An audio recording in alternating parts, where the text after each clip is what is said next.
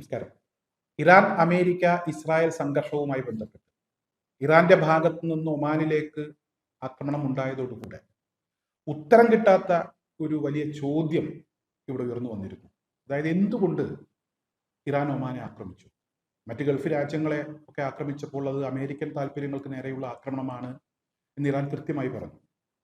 എന്നാൽ ഒമാനെ ഒരിക്കലും ഇറാൻ ആക്രമിക്കും എന്നൊരാളും പ്രതീക്ഷിച്ചില്ല. ആക്രമിക്കില്ല എന്ന് തന്നെയാണ് ഈ അവസാന സമയത്ത് പോലും അത്തരത്തിലുള്ള വാർത്തകൾ തന്നെയായിരുന്നു പ്രചരിച്ചിരുന്നത്.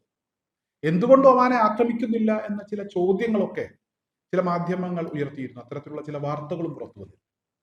എന്നാൽ ഉത്തരം കിട്ടാത്ത ഈ ഒരു ചോദ്യത്തിന്, ഈ ആക്രമണം നടന്നതിന് ശേഷം ഏവരും ഉയർത്തുന്ന ഈ ചോദ്യത്തിന് ചില ആളുകളൊക്കെ ഉത്തരം കണ്ടെത്തിയിരുന്നു. അതായത് പരാജയം മുന്നിൽ കാണുമ്പോൾ ചില ആളുകൾ ഇങ്ങനെയാണ് എല്ലാവരെയും ഒരുമിച്ച് ആക്രമിക്കുക, കൂടുതൽ പ്രശ്നങ്ങൾ ഉണ്ടാക്കുക എന്ന ചിന്ത ചില ആളുകൾക്ക് ഉണ്ടാകും. അതിന്റെ ഭാഗമായിട്ടായിരിക്കാം ഒമാനെ ആക്രമിച്ചത് എന്നൊക്കെ പറഞ്ഞ ചില മുതിർന്ന മാധ്യമ പ്രവർത്തകർ നമ്മുടെ കേരളത്തിൽ തന്നെയുണ്ട്. ഏതായാലും അതൊന്നുമല്ല യാഥാർത്ഥ്യം എന്ന് വ്യക്തമാക്കുന്ന ചില ഉത്തരങ്ങൾ ഇപ്പോൾ ഉണ്ടായിരിക്കുന്നു എന്നുള്ളതാണ്. അതായത് ഇവിടെ ദുഃഖം പോർട്ടിന് നേരെയാണ്, ഒമാനിലെ ദുഃഖം പോർട്ടിന് നേരെയാണ് ഇവിടെ ഇറാന്റെ ഡ്രോൺ അറ്റാക്ക് ഉണ്ടായത്. ഇവിടെ ഒരു പ്രവാസി തൊഴിലാളിക്ക് പരിക്കേൽക്കുകയും ചെയ്തു. എന്നാലും ഈ ഒരു ആക്രമണവുമായി ബന്ധപ്പെട്ട് വളരെ പ്രധാനപ്പെട്ട ഒരു വിവരമാണ് ഇപ്പോൾ പുറത്തു വന്നിരിക്കുന്നത്, അല്ലെങ്കിൽ അത്തരത്തിലൊരു ചോദ്യം ഉയർന്നു വന്നിരിക്കുന്നു. ഈ ദുഃഖം പോർട്ടിന്റെ ഒരു ഭാഗം ഉപയോഗിക്കാൻ ഒമാനുമായി ഇന്ത്യ കരാറിൽ ഏർപ്പെട്ടിട്ടുണ്ട്. ഈ ഭാഗം ഇസ്രായേലിന് ഉപയോഗിക്കുന്നതിന് വേണ്ടി ഇന്ത്യ അനുമതി കൊടുത്തിട്ടുണ്ടോ എന്ന ഒരു ചോദ്യമാണ് ഉയർന്നു വന്നിരിക്കുന്നത്. കാരണം 2 ദിവസം മുമ്പാണ് ഇസ്രായേലിൽ പോയ ഇന്ത്യൻ പ്രധാനമന്ത്രി തിരിച്ച് നാട്ടിലേക്ക് എത്തിയത്.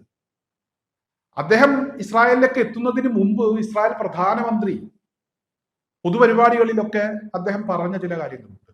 ഇനി ഭീകരവാദത്തിനെതിരെ ഇന്ത്യ ഇസ്രായേൽ കൂട്ടുകെട്ടുണ്ടാകും, ഒരുമിച്ചായിരിക്കും പ്രവർത്തിക്കുക. നരേന്ദ്രമോദി വ്യക്തിപരമായ എന്റെ സുഹൃത്തു കൂടിയാണ്. എന്റെ സുഹൃത്ത് മോദി 2 ദിവസം കഴിഞ്ഞാൽ ഇസ്രായേലിലേക്ക് എത്താൻ പോവുകയാണ്. വളരെ പ്രധാനപ്പെട്ട വിഷയങ്ങളിൽ ഞങ്ങൾ തീരുമാനത്തിലെത്താൻ പോകുന്നു, ഒരുമിച്ച് നിൽക്കാൻ പോകുന്നു എന്നാണ് ഇസ്രായേൽ പ്രധാനമന്ത്രി പറഞ്ഞത്.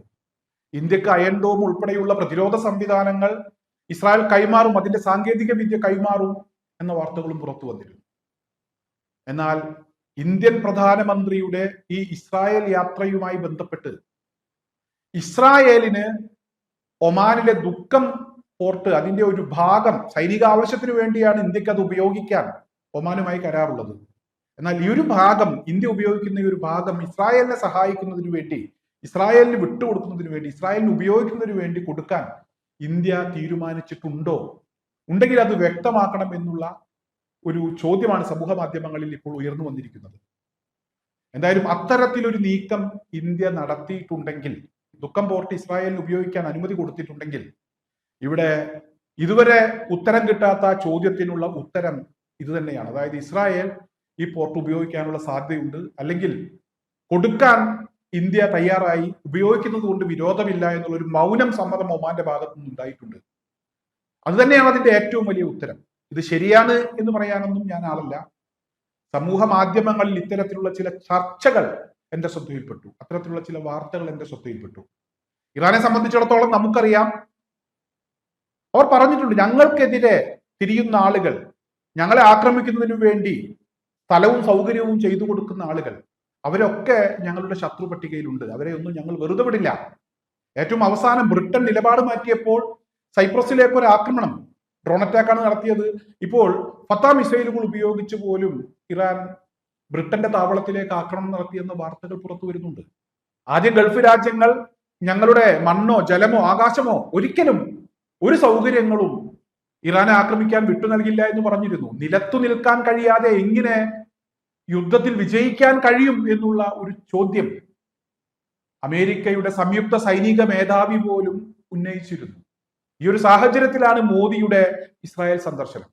ഈ സന്ദർശനവുമായി ബന്ധപ്പെട്ട് ഇസ്രായേലിൽ നിന്ന് ചിലത് വാങ്ങാനും അങ്ങോട്ട് കൊടുക്കാനും ഒക്കെ തീരുമാനിച്ചു എന്ന വാർത്തകൾ പുറത്തു വന്നിരുന്നു.